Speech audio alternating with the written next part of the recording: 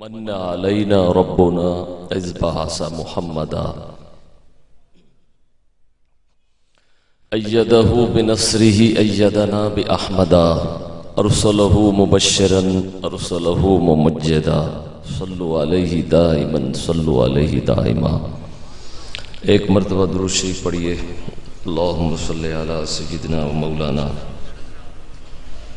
محمد وعلی آل سیدنا و مولانا محمد وبارک وسلم وصلی علیہ۔ عالی مرتبت عزیز الوجود صاحبزادہ پیر مفتی حامد علی قصوری صاحب زیدہ مجدہ، آپ کے برادران علماء ذیشان مشائخ اعظام اور میرے ہم مسلک ساتھیوں، درویش خدا کے عرس پہ آنا یا وارث رسول کے عرس کی تقریبات میں شامل ہونا دراصل یہ ایک سلام عقیدت ہے جو ایک بندہ دوسرے مقبول بندہ کی بارگاہ میں پیش کرتا ہے۔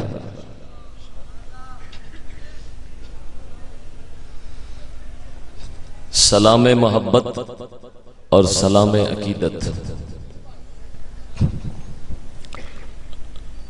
ہم نے قرآن شریف کے فرامین سے لیا ہے۔ ایک جگہ پہ ذکر ہے سلام علی نوح فی العالمین، دوسری جگہ فرمایا سلام علی موسیٰ و ہارون، تیسری جگہ ذکر سلام علی الیاسین، چوتھی جگہ ذکر سلام ہی حتی مطلع الفجر، اس کے بعد سلام علیکم بما صبرتم فنعم عقبی الدار وسلام علی عبادہ الذین اصطفیٰ۔ سلام علیکم بما صبرتم فنعم عقبی الدار، یہ وہ سلام ہے جو اہل بہشت کو بہشت میں پیش کیا جائے گا، اور چونکہ اہل اللہ کی شان یہ ہے کہ وہ دنیا کو بھی آخرت بنا دیتے ہیں، اس لیے وہ سلام انہیں دنیا میں بھی کہا جاتا ہے۔ وَسَلَامٌ عَلَىٰ عِبَادِهِ الَّذِينَ اصْطَفَىٰ، اس لیے ہم ہزاروں عقیدتوں کے پھول لے کر ہزار محبت کے گلشن سجا کر اور عقیدتوں کا ڈھیروں سلام محدث اعظم قصوری کی بارگاہ میں پیش کرنے کے لیے آج یہاں جمع ہے۔ اللہ تعالیٰ آپ کا اور ہم سب کا آنا، وقت دینا، سننا اور سنانا قبول کرے۔ قرآن حکیم میں ارشاد ہے کہ لو انزلنا هذا القرآن على جبل لرأيته خاشعا متصدعا من خشیۃ اللہ، اور دوسرے مقام پہ ذکر ہے کہ على قلبك لتكون من المنذرین۔ نزول قرآن کی بابت دو مختلف مقامات پہ دو مختلف منازل کی طرف اشارہ کیا ہے۔ ایک جگہ ذکر ہے کہ اگر ہم اتارتے قرآن کو پہاڑوں پر تو قرآن کے جلال سے پہاڑ ریزہ ریزہ ہو جاتا، کلام اللہ کی عظمت سے پہاڑ، توجہ ادھر رکھیے بھائی، آتے رہیں گے دوست، قرآن کے جلال سے پہاڑ ریزہ ریزہ ہو جاتا۔ اور دوسری جگہ ذکر ہے کہ انا انزلناہ فی لیلۃ مبارکۃ انا کنا منذرین فیہا یفرق کل امر حکیم امرا من عندنا انا کنا مرسلین۔ آگے چلتے جائیے، اسی مضمون کے آخر میں فرماتے ہیں علی قلبک لتکون من المنذرین، اب قرآن کی ان دونوں آیتوں کو مد نظر رکھیں تو نتیجہ یہ نکلتا ہے کہ جس کلام کے اترنے کی تاب پہاڑ نہیں رکھتے، اس کلام کے اترنے کی جگہ قلب مصطفیٰ ہے۔ ایسا کیوں ہے؟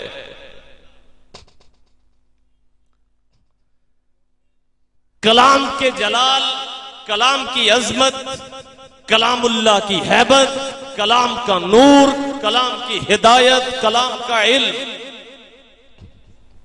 ہر خشک و تر کا علم، آفاق و انفس کا علم، تحت سرا سے عرش اولا تک کا علم، لوح محفوظ کا علم، جو نہیں ہیں ان کا بھی علم، جو ہیں ان کا بھی علم، جو ہوں گے ان کا بھی علم۔ اب فرمایا کہ اگر یہ قرآن اترتا پہاڑ پہ تو پہاڑ اس کو برداشت نہ کر سکتا۔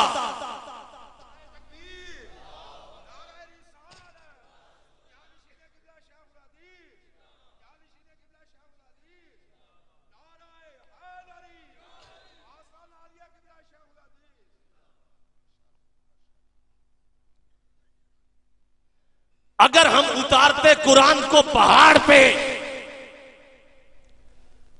تو پہاڑ ریزہ ریزہ ہو جاتا، مگر ہم نے قرآن کو اتارا دل مصطفیٰ پر۔ میں نے پوچھا الہی پہاڑ ریزہ ریزہ کیوں ہوتا؟ وجہ کیا ہے؟ علت کیا ہے؟ تو خدا نے فرمایا کیونکہ قرآن نور ہے، قرآن نور ہے اور پہاڑ پتھر ہے۔ اگر قرآن نور پتھر پہ اترے تو پتھر قائم نہیں رہ سکتا۔ دوسرے لفظوں میں اگر قرآن کسی بھی شے پہ اترے وہ شے قائم نہیں رہ سکتی۔ زمین و آسمان میں ایک قلب مصطفیٰ ہی ہے جو قائم رہ سکتا ہے۔ میں نے پوچھا الہی قلب مصطفیٰ قائم کیوں رہا؟ اللہ نے جواب دیا اس لیے کہ نور جب پہاڑ پہ اترتا ہے تو پہاڑ پتھر ہے، پتھر برداشت نہیں کر پاتا، لیکن نور جب نور پہ اترتا ہے تو اوپر والا نور نیچے والے نور سے ملتا ہے، نور اعلیٰ نور ہو جاتا ہے۔ اللہ نور السماوات والارض مثل نورہ ہی۔ اس آیت کو پڑھتے جائیے پڑھتے جائیے، آخر میں ہے نور علی نور، نور علی نور، یہد اللہ لنورہ من یشاء۔ اب قرآن کی دوسری آیت ہے وَإِنَّكَ لَتَهْدِي إِلَى صِرَاطٍ مُسْتَقِيمٍ۔ ایک جگہ ہے یہد اللہ لنورہ من یشاء اور دوسری جگہ ہے وَإِنَّكَ لَتَهْدِي إِلَى صِرَاطٍ مُسْتَقِيمٍ۔ اب یہدی بہ اللہ، یہدی لنورہ، اس سے پہلے نور علی نور ہے۔ تو میں نے پوچھا الہی نور علی نور، اس کے بعد یہد اللہ لنورہ کی ہی ضمیر وہ کس نور کی طرف ہے؟ اوپر والے نور کی طرف یا نیچے والے نور کی طرف؟ تو اس کا جواب دوسری آیت میں دیا وَإِنَّكَ لَتَهْدِي إِلَى صِرَاطٍ مُسْتَقِيمٍ۔ خوب سمجھ لو اس نقطے کو، خدا کی طرف سے جب نور ہدایت اترتا ہے مصطفیٰ کے سینے سے نکلتا ہے۔